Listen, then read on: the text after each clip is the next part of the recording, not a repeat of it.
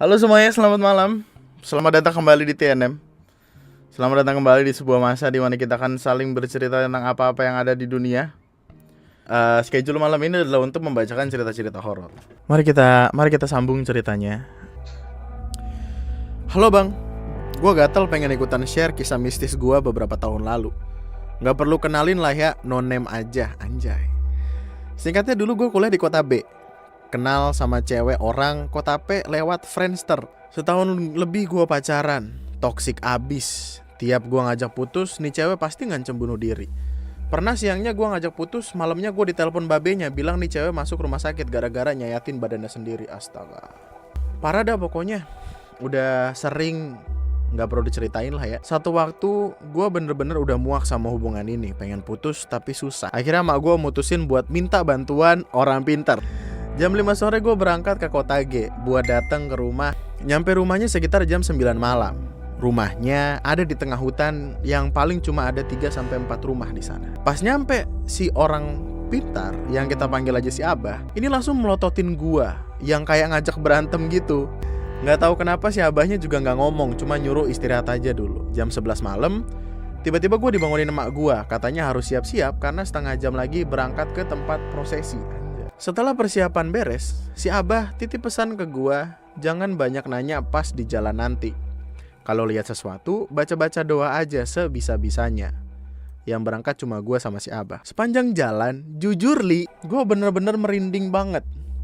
Keluar masuk hutan, suara ringki, nangis, ketawa, dan bener-bener jelas banget. Hingga akhirnya kita berdua nyampe ke satu sungai yang lumayan deras. Si Abah minta gua buka baju dan cukup pakai celana aja. Terus turun ke sungai buat berendam. Waktu itu mungkin sekitar jam 12-an. Gua nggak tahu pasti soalnya nggak pakai jam, nggak bawa HP juga. Sebelum turun ke sungai, si Abah ngasih pesan lagi dalam bahasa Sunda yang kira-kira artinya gini. Jang, kalau ada yang tiba-tiba ngusapin, nyolek atau lihat sesuatu, jangan teriak ya. Baca doa yang ujang bisa aja. Posisi gue merunduk. Sumpah, selain rasa takut, yang dirasain juga dinginnya air sungai. Tengah malam dong. Sambil baca-baca doa, si Abah mulai nyiramin gue sambil ngusap-ngusapin kepala. 5 menit pertama sih gak ada apa-apa, cuma air dingin aja. Tiba-tiba makin lama, kaki sebelah kanan berasa ada yang megang. Kenceng banget. Gue ngerintih nahan sakit, terus si Abah nyuruh baca-baca surat pendek. Kaki masih berasa ada yang megang, tapi gak terlalu kencang kayak sebelumnya. Punggung ada yang ngusapin, padahal gue lihat tangan si Abah lagi ngusapin kepala gue. Terus tangan satunya lagi pegang gayung. Suara mah gak usah ditanya, dari yang ketawa, nangis, suara mirip anak ayam yang berasa ada di belakang sampai akhirnya menjauh, udah kedengeran jelas. Tiba-tiba gue nengok ke arah depan. Di situ gue ngeliat nenek-nenek pakai kemben Jawa, rambut disanggul persis nenek-nenek Jawa gitu, lagi ngeliatin gue lama banget. Yang anehnya, muka si nenek ini kok gue kayak kenal, kayak pernah gue lihat tapi lupa di mana. Sekitar 30 menit gue berendam sampai akhirnya itu nenek-nenek kelihatan, jalan ngejauh dan hilang gitu aja. Si Abah minta gue naik dan pakai baju lagi. Si Abah bilang, nanti ceritanya di rumah aja. Sampai rumah itu sekitaran jam 1 malam. Mak gue masih bangun, nungguin bareng istrinya si Abah. Terus si Abah minta gue sama mak gue buat istirahat dulu. Nanti besok diceritanya. Besoknya si Abah cerita semua detail yang gue lihat dan rasain. Yang megang kaki gue, ngusapin, suara-suara aneh itu mah cuma penunggu di situ. Tapi nenek-nenek yang bersanggul itu ternyata makhluk yang emang ngikutin gue dari semenjak gua main ke rumah mbahnya cewek gua. Nah, di sini gua baru inget kalau muka si nenek ini emang mirip sama mukanya si mbah udah meninggal beberapa bulan sebelumnya. Jadi info yang gua dapat setelah datang ke si Abah, intinya selama ini gua diikutin terus sama ini nenek-nenek. Tapi si Abah juga nggak tahu tujuannya buat apa. Singkat cerita, seminggu setelah gua ke si Abah, gua coba ngajak putus cewek gua dan tara, akhirnya cewek gua nerima dong tanpa ngancem bunuh diri lagi. Ya segitu aja sih pengalaman gue. Aslinya sih serem banget, cuma gue gak bisa rangkai kata-kata biar lebih terkesan serem banget. Tapi serius, ini cerita fakta punya gue pribadi yang gue alamin beberapa tahun lalu. Thank you so much ceritanya. Wow. Nah, lanjut ya. Email selanjutnya. Hai kak, perkenalkan aku Fanny. Aku mau sedikit cerita tentang pengalaman yang cukup menakutkan yang pernah aku dan teman-temanku alami. Jadi, aku ini tipe orang yang suka dengerin cerita horor, nonton film horor, tapi sebenarnya aku ini penakut banget, Kak, anaknya. Suka terbayang gitu kalau habis nonton atau baca-baca cerita horor tuh. Tapi so far aku nggak sensitif anaknya. Nggak pernah ngelihat hantu dan konco-konconya gitu. Jadi paling takut karena masih kebayang kalau habis nonton film horor gitu aja. Jadi ceritaku gini, aku waktu liburan semesteran kampus, aku pergi sama 3 orang temanku ke salah satu pulau di Pulau Seribu, Kak. Nah, di sana kita sewa satu homestay gitu, Kak. Bagus banget. Balkon belakangnya langsung laut. Balkon belakangnya langsung lautnya gitu. Bukan tepi, Kak. Jadi udah laut gitu karena ini homestay posisi emang di tengah laut atau perairannya gitu. Ala-ala Maldives. Hari itu jadwal kegiatan kita belajar seperti biasa. Karena kita ikut trip gitu, jadi ada rundown kegiatan gitu, Kak, kayak snorkeling dan lain-lain dah. Skip aja ini. Nah, udah sorenya kita kembali ke homestay kita.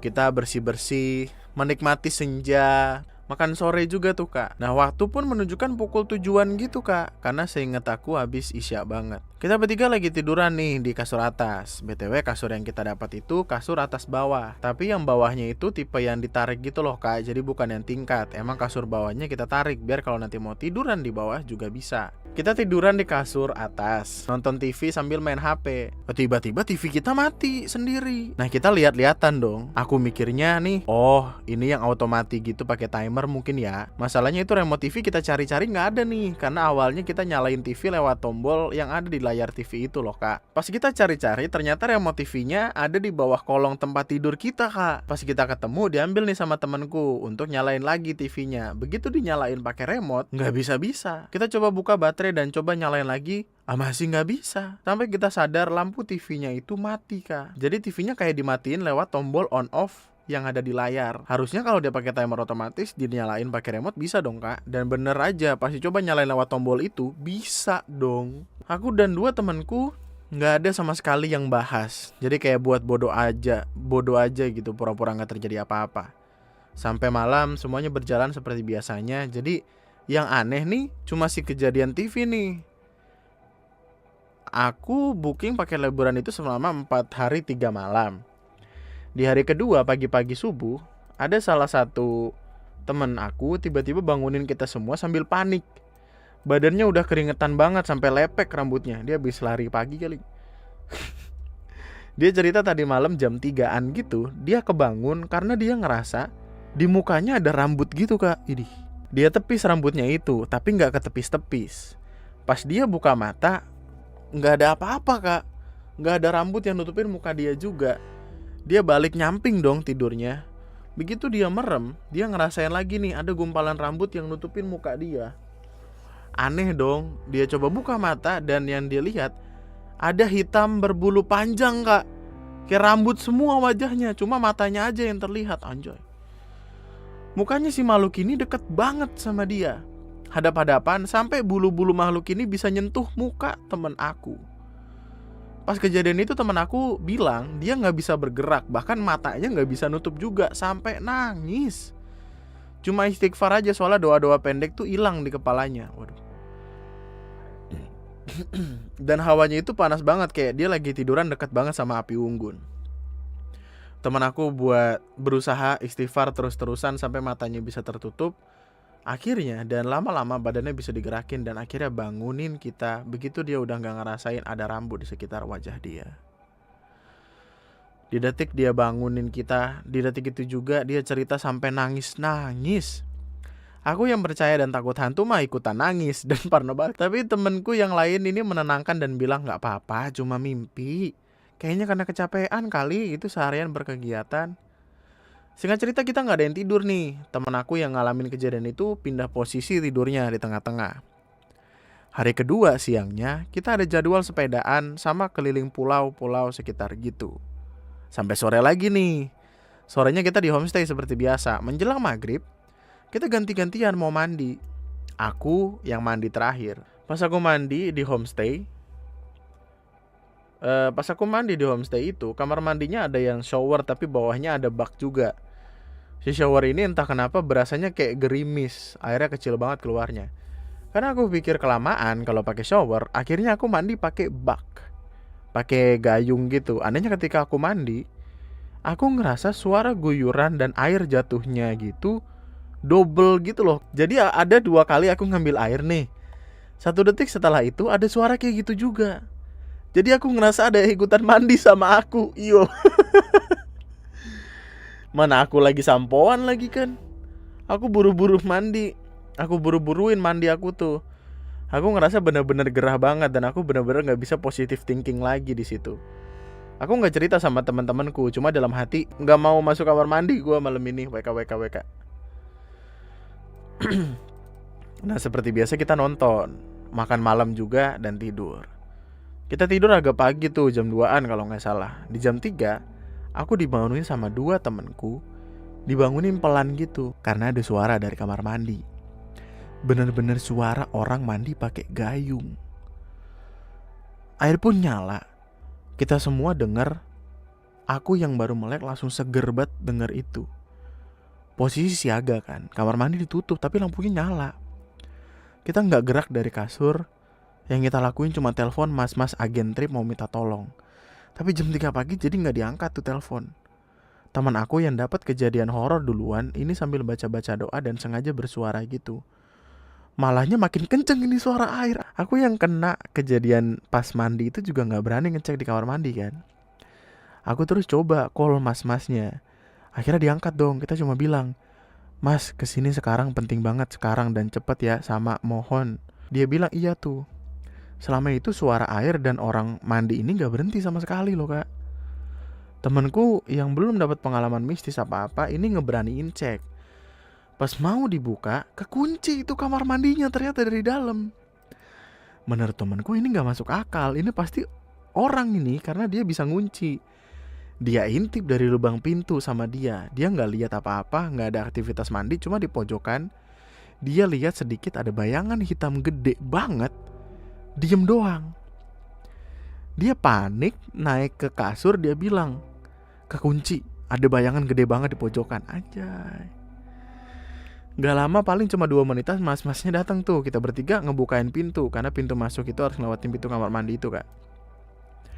Pas buka, mas-mas ini berdua sama temennya. Kita ngajak dia keluar dulu dan nyeritain kejadian di luar. Sampai si mas-masnya ini datang, suara air ngucur karena kerannya dibuka itu masih jelas banget. Tapi gayung kayak orang mandinya udah gak ada. Mas-mas ini nyoba ngecek kamar mandi kita dan bener masih dikunci. Pas diintip, mas-masnya ngintip agak lama. Dia bilang ke kita dan temennya gak kelihatan apa-apa. Merah semua kayak kehalangan sesuatu deh. Temen dia yang coba gitu juga dan sama, merah doang. Temen aku hari pertama yang udah digangguin tiba-tiba bilang, "Mau pulang, saya gak mau masuk lagi ke situ, makhluk itu ada di kamar mandi." Mas-masnya nanya makhluk apa, dan temen aku nangis bilang, "Makhluk yang gangguin aku, yang berbulu itu, makhluk itu matanya merah." Kita semua kabur dari situ. Kita bertiga tidur di homestay lain yang sharing room gitu, buat orang-orang yang open trip. Besoknya kita memutuskan untuk pulang aja lah, masih sisa 2 hari lagi padahal. Udah gitu barbekyuan belum lagi, karena barbekyuan itu malam terakhir jadwalnya. Barang-barang kita ada mas-masnya yang ngurusin. Dia bawa serombongan gitu, kayaknya takut juga dah dia masuk ke rumah itu.